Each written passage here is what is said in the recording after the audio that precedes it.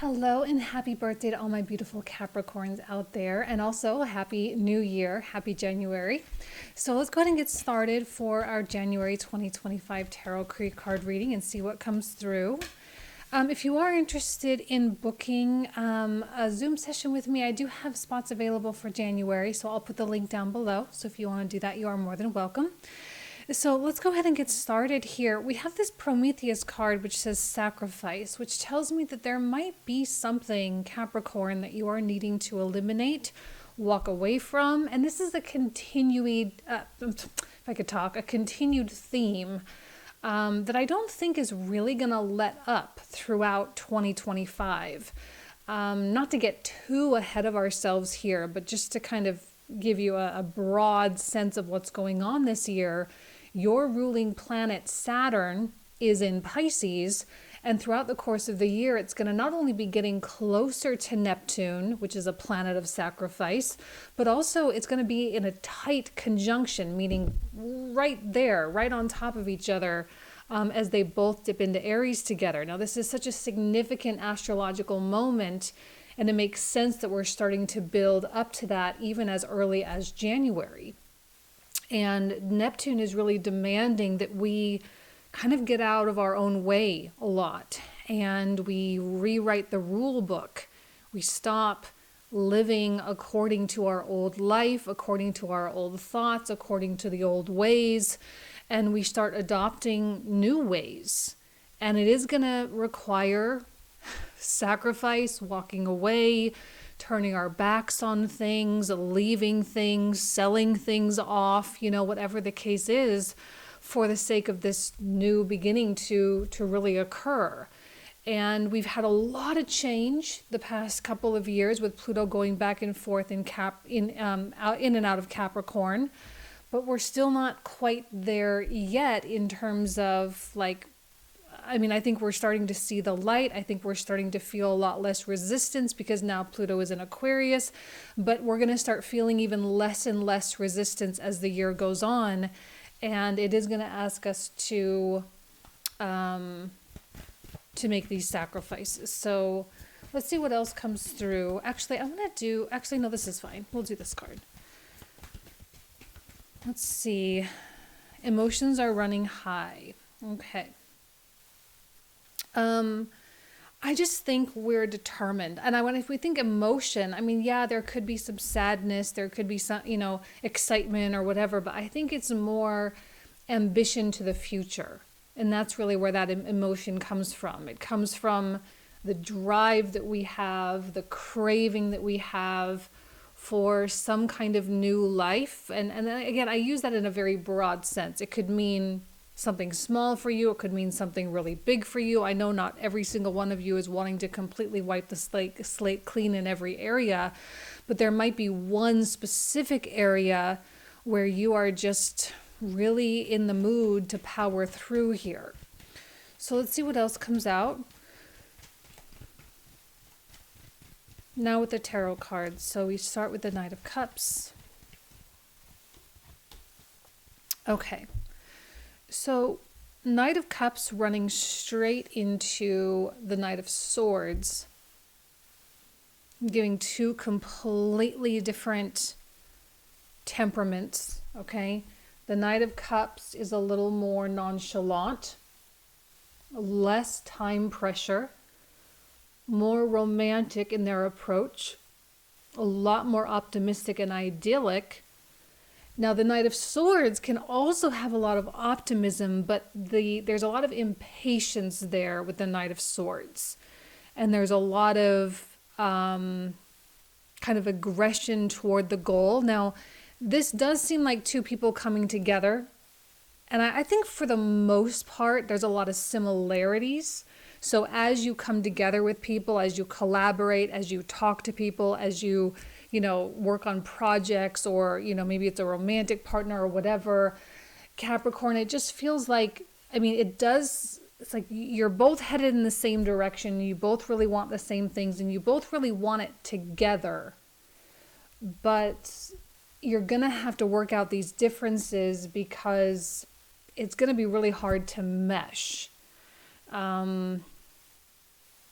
you might lean a little bit more toward one or the other. You might be here or you might be here. I'm not really feeling one way or the other. Maybe when we clarify, we can get a little more information. But I think right now it's better to be here in the Knight of Cups position simply because it's a little more go with the flow. And with this card here, with the emotions running high, we're a little bit more likely to be impulsive, to make rash decisions, which I think the Knight of Swords is a little more likely to do. So maybe the Knight of Cups can really be the one that puts everything in check and makes sure that things are paced appropriately, because that Knight of Swords just may want to rush into things. Now, I don't mind the rush all that much, or I wouldn't mind the rush all that much, except we've got this Mars retrograde thing going on.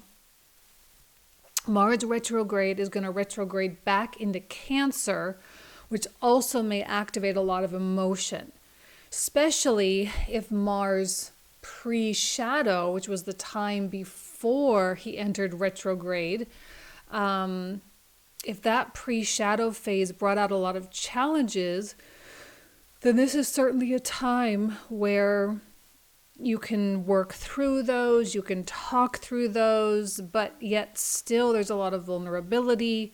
There's a lot of response to change, and a lot of people respond emotionally to change. And when they do, it can be a little reactive. Okay, so I'm kind of sensing a little reactiveness from that Knight of Swords. But I look at this Moon card, and there are a lot of unknowns. I feel like you're genuinely facing big question marks right now. You really don't know like what the job market is going to do, what your stock portfolio is going to do. You don't know what the government's going to do. You don't know what what the economy is going to do. Right? There's a lot of big questions. And so you may be feeling that tendency to want to hold off. And yet I don't think now is really the time to officially hold off or not do anything, but rather cautiously and intelligently head into the unknown spaces and just say, well, today, instead of doing nothing, I'm going to do something, even though I don't quite know exactly how all of this is going to really come together. The Moon often brings out a lot of insecurity and doubt, and there's a lot of fears that can surface from our subconscious here.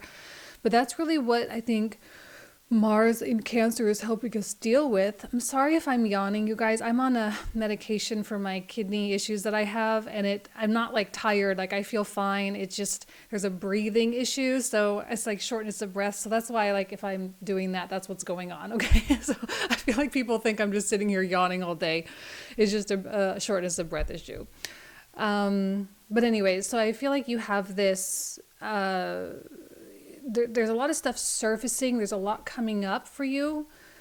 And yet you decide to just continue on anyway, because that's often what we do with the Moon. It's like no matter how ominous and scary it feels, we still put one foot in front of the other somehow. We don't always know how exactly we're doing it, because sometimes fears and emotions can be somewhat debilitating, but right now it's not. Right now I think it's pushing you forward. And I think whatever partnership or teamwork or friendship or relationship or whatever you have going on here is helping you. Because on one hand, this nonchalant energy is good, but it might not be ambitious enough. Where this ambition is really good, but it might be too impulsive. And so there's a perfect balance, I would say, going on here. Okay? So we can move forward into that Moon space intelligently without the worry that we're making mistakes, because I genuinely don't believe we're making mistakes. Now, the big transit, I would say the biggest transit of the month really is that the North Node is moving into Pisces, okay? And it's going to immediately come into this conjunction with Neptune. So not only do we have Saturn working his way, now he's not officially in a conjunction right now, but he will be building up to that throughout the course of January, February, and March. But we still have a lot of things culminating around Neptune.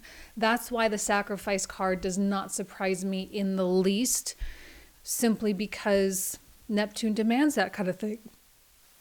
Neptune demands that we dissolve our connections, our attachments, our anchors, so that we can be free.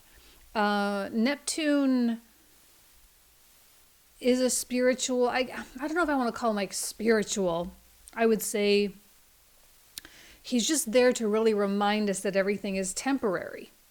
Similar to the South Node, although I think the South Node is like Neptune on steroids. But Neptune, it's like, you're not supposed to keep this. You're not supposed to stay attached to this. You're not supposed to continue down this line of thinking anymore. You're supposed to let this go. You're supposed to forgive or find compassion. You're supposed to move on. You're supposed to lose so that you can gain somewhere else. So here's the Three of Swords and here's the Death card, which very clearly says that sometime throughout January, Capricorn is absolutely going to have to release and accept the disappointment or the sadness that comes along with the demanded sacrifice. Now, I really don't think this is going to be like a gut-wrenching thing, so please don't think that this is like some dramatic thing. I think the cards are often a little dramatic because it's like death, and then we've got this heart with all these swords in it, right? That the imagery is very dramatic. This is probably something that you're expecting, probably something that you've known for a long time has to go. Is it kind of maybe upsetting that it's happening so soon, or that you're kind of being forced to do this? Yes. But is it a surprise? Probably not. Okay?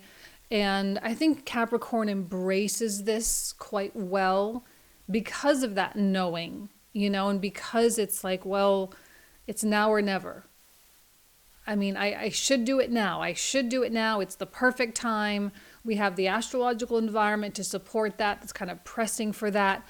Why not now? Why not start my future in this very moment instead of continually putting it off and putting it off and putting it off for the sake of something that I know has no chance of survival or revival or resurrection or whatever, okay?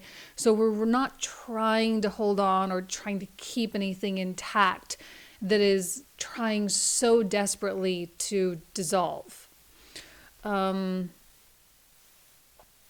And of course, with the Death card, there's a lot of personal transformation that happens there. There's a lot of new beginnings that happen there. Clearly, as we see with the Page of Coins, immediately on the heels of loss or sacrifice, we have a gain with the Page of Coins. Now, usually a page is something new.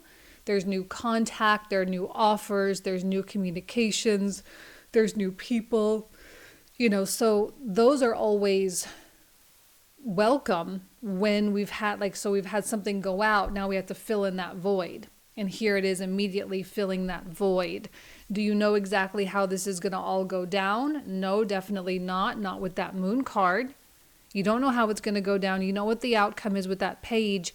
Neptune with the North Node is also going to demand a lot of faith. But again, I don't think this is faith rooted in hardship necessarily. I mean, I know these cards look hard, but like I say, if you've been expecting it, then it's not going to be all that hard. But we let go of the reins a little bit. We receive the page, and we don't know what's going to happen with that page. We don't know if this is going to turn into like the next big thing, or if this is just some kind of a stepping stone, or if it's just some kind of a learning experience that's meant for you to acquire so that you can then do the big thing. We don't really know.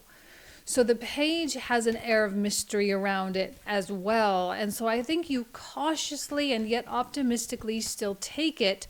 And if you're doing this alongside of someone, this is clearly something that the both of you say, well, I guess we'll do it. I don't really know that we have a choice. I don't know we really have other options. So yes, let's take a look at the page. Let's research it. Let's make sure it's legit. Let's make sure it's good.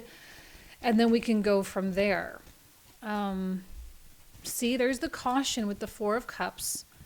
I do still see you kind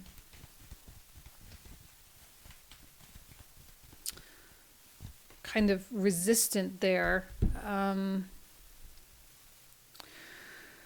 it feels like you're not really liking the relinquishing of this control. Nobody does. Nobody likes that. Okay, so you're not alone in that. And I think every single person, because the North Node is coming into contact with Neptune, everyone is being forced to just take their hands off the wheel right now. And it's not a comfortable feeling. And it's not even just that the nodes are switching into Pisces and Virgo, but it's that Neptune is involved, right? Because if Neptune wasn't there, I don't think this would be all that dramatic. But it's like, boom, smack dab into a major outer planet there as soon as he comes into Pisces. And we immediately say, okay, we not only have to have faith, but we have to sacrifice. We have to, take our time and think things through. And we may not necessarily have all the trust in the world in how we're perceiving things. We don't trust our perception. Maybe we don't even trust our experience all that much. And so we're like, okay, well, all we can do is one day at a time and hope for the best. And that's why I like the Knight of Cups, because I think he does offer that optimism. I think they both do. Okay, I think they both do. I think both of these knights are like, well, I guess we'll just go in there and see how it happens, and that's it. Okay? But I definitely see you having focus nonetheless, because this sacrifice was not meant for you to immediately lose something and then go get sloppy with other things, right? This sacrifice was meant specifically so that you could get on a tighter track toward your end game. And so there are going to be a lot of things that try to come in, a lot of things that try to get your attention, and you are absolutely going to have to shut a lot of those things down. And yet I don't know that you feel entirely confident or comfortable with that process of shutting everything down with this Seven of Swords. I think there's going to be, more doubt, as we kind of see with the Moon card. But let me tell you why I love the Devil so much, because on one hand, he does have an air of stoicism, and I think that's something that we really need. We need stoicism, and then on the other hand, we need discipline, and I think he offers both. This is a Saturn card. So you get to really lean into your Saturnine nature. And I know Capricorn has just like everyone, has a duality. Like on one hand, yes, we do have that very hardworking, focused, ambitious quality, but we also have that part of Capricorn that likes to run away, that loves to be spiritual and kind of disconnect from the world a lot, pull away, be isolated, be alone, and kind of recharge. But this one is going to require a little bit more effort or a little bit more pressure on the gas pedal in a more worldly sense. So that whole desire to retreat, I don't think you're going to be able to let yourself go there right now, because you're at a place of discomfort. And this discomfort is a good thing. It's an indication of growth. And the losses and sacrifices that are made is an indication that, yes, that Page of Coins is coming in. But because you're in this kind of unknown space, it is going to require you to be present. It's not a time to just sit back and wait for life to pass you by. You have to make very specific decisions and very specific choices and act on those accordingly. It's not just about just thinking about it, right? We have to actually do something about it. And the more and more we say no to, the more specific we are getting with the universe in terms of what we're saying yes to. So I think you're going to be saying no to a lot of things that do not fit in your vision, because otherwise, what was this sacrifice for? Like if you were sacrificing this, and then you go get sloppy, then there's no point, right? Then you might as well just have held on to this. So the sacrifice has to be worth something, right? That's what sacrifice is, like to make something sacred. Like the reason this had to be given up was for the sake of some other goal. So we want to make it worth something. Now, the Seven of Swords, there could be an external influence. Now, I don't like to be one of those like doomsday tarot card readers, okay? But I don't really like this energy if it does apply to someone else. Like there might be someone kind of who doesn't really have your best interest at heart. Like what I love what's going on here is that there are partnerships and there are communications. While the two of you are very different, you do still seem to be coming together nonetheless. While there may be other people, now this could be another color of the Knight of Swords or another take on the Knight of Swords, in that it might be someone else who's coming at you a little bit more aggressively. The more and more I look at this reading, I do feel like Capricorn, you're a little bit more in the Knight of Cups energy. So the Knight of Swords might be someone else, a high quality person, or someone who is freaking out because they are losing control in their own life, and they're either trying to attach to you, or they're trying to control you, or they're trying to tell you what to do, or they're trying to breathe down your neck or something, and it's all rooted in their own lack of self-discipline, which you clearly have very much of right now.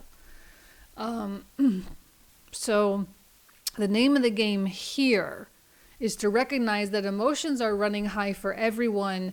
So your superpower is in your stoicism and discipline. That's going to be your superpower, is to be able to step back, to have that self-awareness of what's going on and what's impacting so many other people, so that you can react and respond accordingly, rather than getting into the mess of everything and start making bad decisions that don't make sense given what you've had to give up recently. Okay?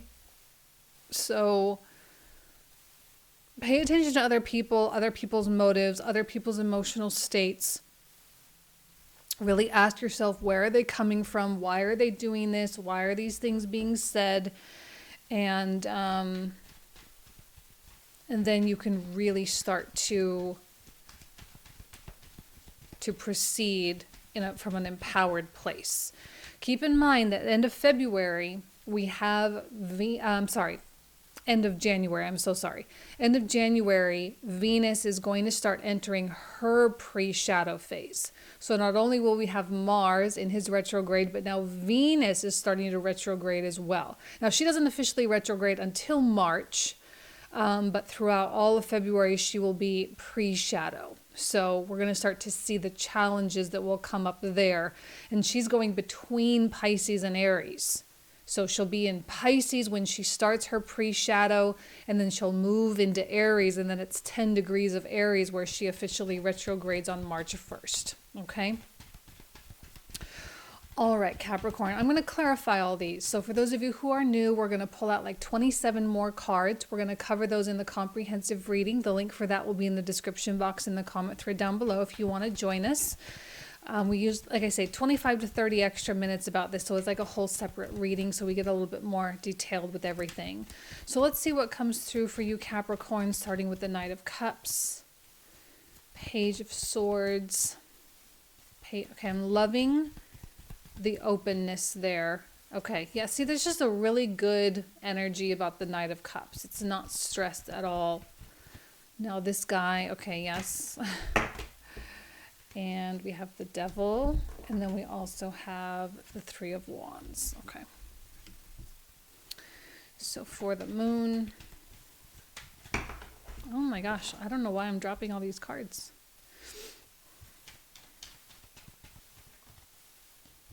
Temperance, Six of Cups, Three of Coins, Three of Swords, King of Swords,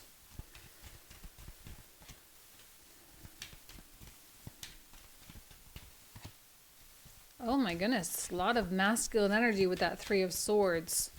So a lot of powerful decisions coming through. It's definitely not easy. Another Seven of Swords. Beautiful. An Ace of Coins and a Page of Coins immediately coming to fill that void. This is not an easy thing. I'm sure of it. Beautiful.